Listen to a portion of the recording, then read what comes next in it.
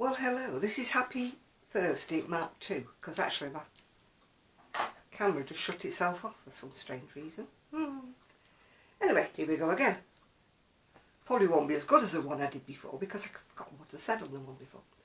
What I did say was Happy Thursday, and what I did say I just got wet through because we go to, my friend, got two friends and I go for brunch on a Thursday. So we consulted the weather forecast and we decided that it wasn't going to rain until about 3ish, 4 o'clock, something like that. We'd take a chance, we'd go on the scooters. I am fine with my scooter because, of course, it's got a hood, you know, over the top. My friend doesn't. So we were all right. We went to the cafe, we had our brunch, we patted two little, what were they, Jack Russells, patted down. And my camera looks like it's going to cut out because the battery doesn't look as though it's got much life left in it. Oh, this is going to be good, isn't it, this? Anyway, we came outside and it was raining. Only pitter-patter, but it wasn't too bad. So we decided we'd set off home. Halfway home, the heavens opened. I'm not too bad because I'm like under the cover. She's getting soaked through. She's got a parka coat on with a hood with fur. So every time she put the hood up, she put like that, the hood blew off. So she's trying to go down the seafront, holding the hood with one hand and steering with the other hand, yeah. Anyway, she got very wet, let's just say. So I got back home, got in and made myself a cup of coffee in my Crochet Queen mug. Well, as you know, I was finishing off a green cardigan that I was making as a surprise for a friend. I finished it all off, sewed it all up, blocked it. It's too small. She's not that tiny. She's smaller than me, a lot smaller than me, not that tiny. So I've got a lovely lime green cardigan, which will now be going spare. So if you're about a 32-inch bust and you like lime green, you like long sleeves, let me know. My email will be underneath in the show notes, as they say in the notes underneath. So let me know because this is for sale. Talking about what is for sale, and this is when my camera went off last time when I tried to show you this. I don't know whether I joggled my camera or not. I don't know whether you're going to be able to see it too well. It's black with black sequins. It's rather gorgeous. It's made in Jaeger wool. It's very, very soft, very beautiful. And I'm selling it for the price that it cost me to crochet it. It cost me about £6 a ball, I think it was at the time. And so there's £25 worth of yarn in it, and that's what I'm selling it for.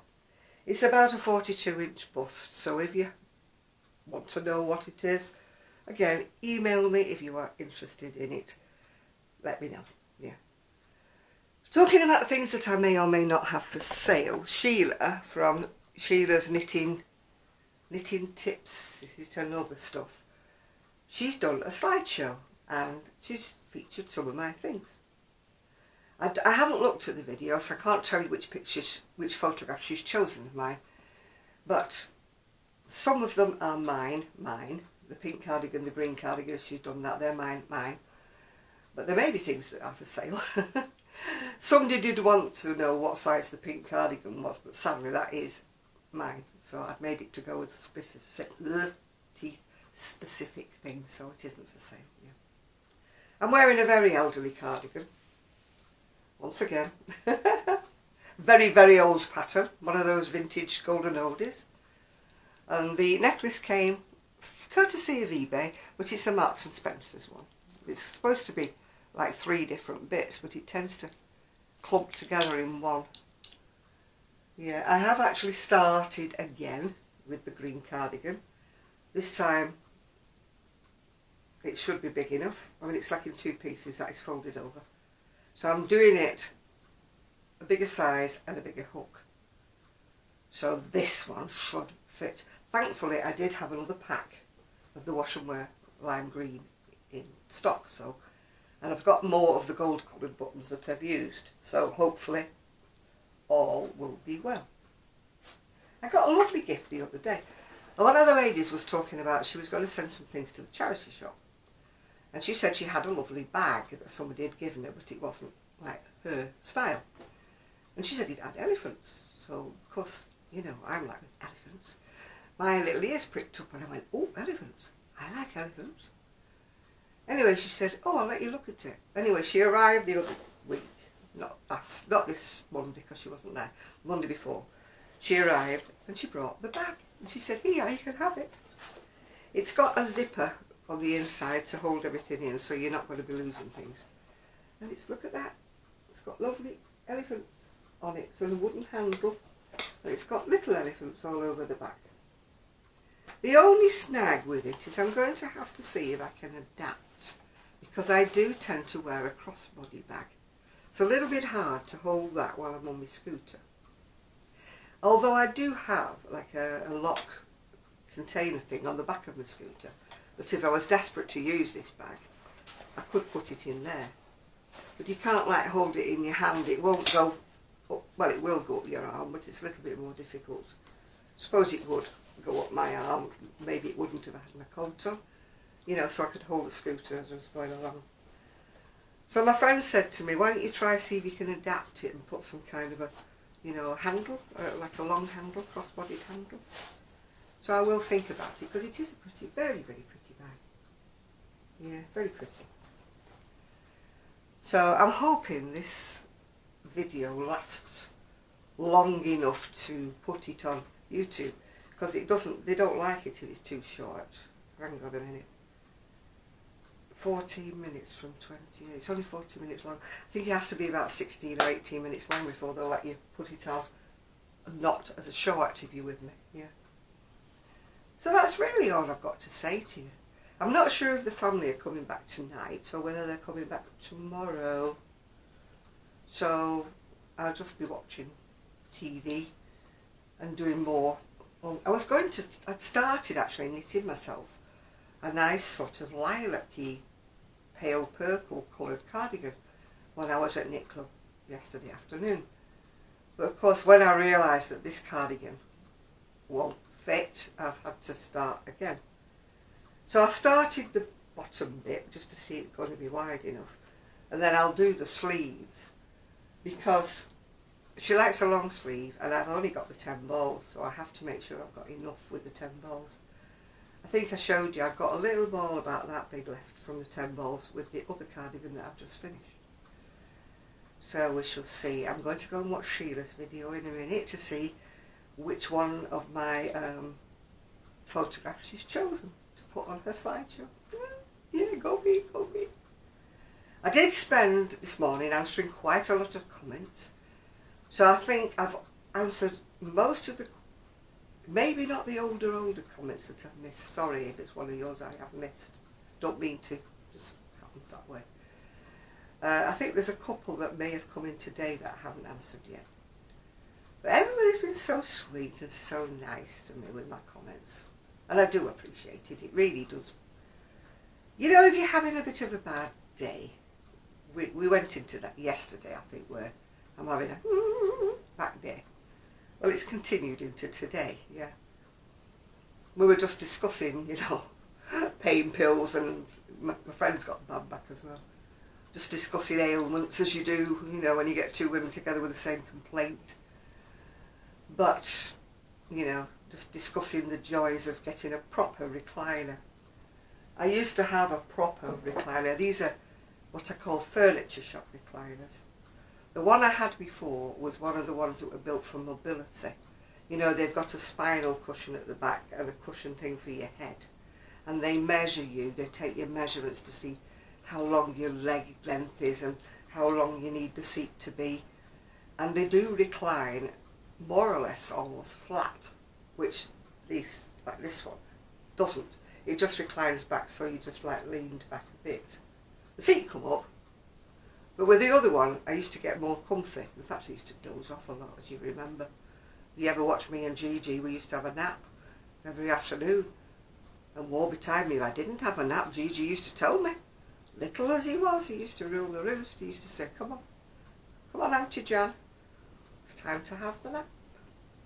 So we used to recline in front of the window with Gigi. Gigi used to sleep for a couple of hours. In fact, people used to wonder if I'd passed out, or worse, when they were going past my big bay window. Because again, that's another topic we were discussing about the fact I don't like nets and I don't like blinds. Especially like these vertical blinds that I have here. You can see them. They always remind me of doctors' waiting rooms. I'm sorry if you've got them in your house, I'm not being critical. If it's your choice, that's fine. I just don't like them in mine, yeah. I don't mind people passing by having a look in. You know, having a nosy Parker. I don't mind. I don't like being, like, I am shut in here because I've got overlookers, you know what I mean, looking around here. This is why they're closed in my bedroom. Well, my bedroom annex, yeah. But I don't like them in the lounge because I like to see what's going on. Because I think I've mentioned before, I'm a bit of a nosy Parker. Somebody's going up and down the street, I want to know about it. Horses go past sometimes, you know, nice to see them clip-clopping by. Plenty dogs go by on walks, yeah. And I like to see all that. I don't like to be shut in. As I said before, nosy. Always been nosy. Always have been. Where I lived before, I had a massive big bay window. You probably can't remember, but if you've been with me years, you'll remember. I had a massive big bay window. And I used to sit in my recliner, in my bay window. Gigi, Buster, and I on the same recliner. It was a big recliner. We used to sit and pass the time of day and watch people go by. And I knew most people on my street and they would all give me a little cheery wave as they went by.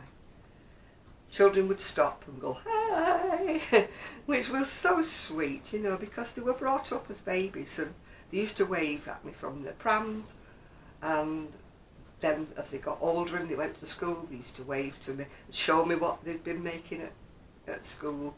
You know, they had a painting, they'd hold the painting up and let me see. I do miss all of that. The camaraderie was great on that street. Absolutely great. You know, I should have brought my neighbours with me. The dogs and the kiddies and everything, I should have brought them with me. Because I do sort of miss them, yeah. But anyway, so I'm going to go and watch Sheila's video to see which ones of my things she's put up. If it's my pink cardigan and my green cardigan, they're not for sale. Somebody did remark about the cardigan I had on yesterday, which was the one, the granny stitch one. And somebody said I should make them in small, medium, large and extra large and they would sell. Actually, that one wouldn't, because it was done in merino.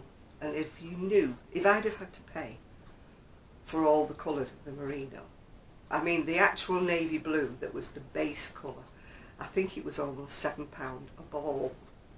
And there was, I think, probably 4 or 5 balls in that. And then the other colours of merino, which were donated to me by the lovely Daniel from Porply Designs. And then I had some other skeins of sock yarn, which I'd paid about £13 a skein for. So if I'd have totted up how much the actual raw product had cost me to make that, nobody would have even paid me the cost of the actual yarn that I used. So I can't remember who it was who suggested I made them. Ain't gonna happen, I'm afraid, because I'd just price myself out of the market, if you know what I'm saying, because people would say, oh yes, I love pure wool, or oh yes, I love it. But there were so many skeins of different colours in that. There probably was about 15 or 16 different colours in the cardigan. And some of them I'd bought as full skeins, which had cost, like you say, anything from £12 to £15 a skein. Some even more. Because that's how much hand-dyed skeins are these days, yeah. I mean, I could make it in whatever, one colour, but it wouldn't be the same, would it? It wouldn't be that particular cardigan. That's why that cardigan is unique, that's why that cardigan is a one-off. And I doubt, unless somebody actually buys all of those colours and does what I did, it won't be replicated, if you know what I'm saying. But this is me. I like things that are unique to me.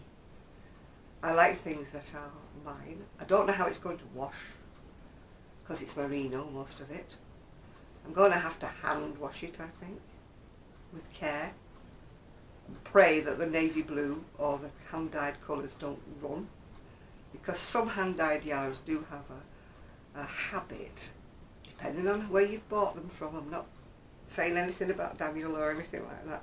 Some hand knit yarns that you buy, hand-dyed yarns I should say, they don't seem to set the colours properly, and after a few washes they fade or they go paler or whatever.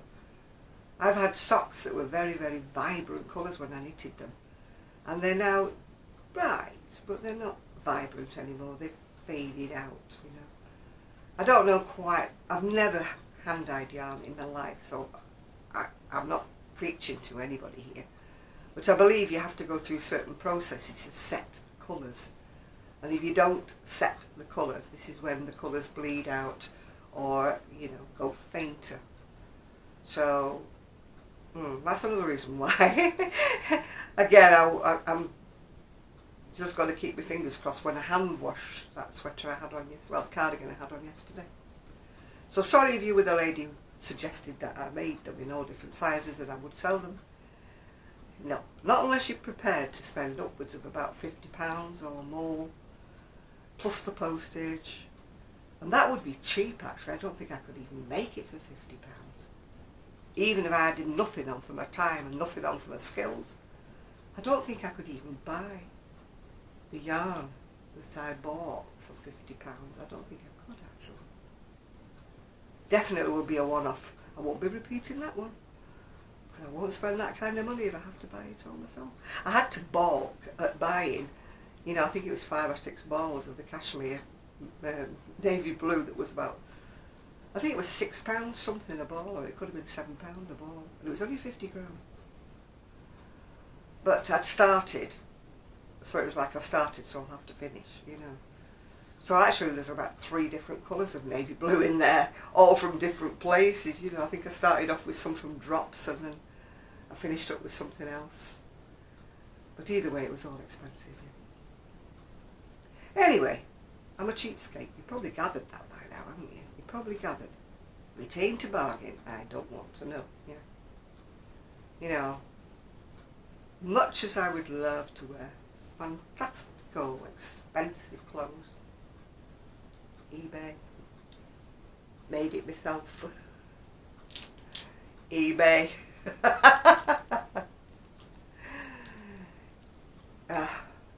I'm what you call clothing on a budget. I do like to dress up. It does make me feel better.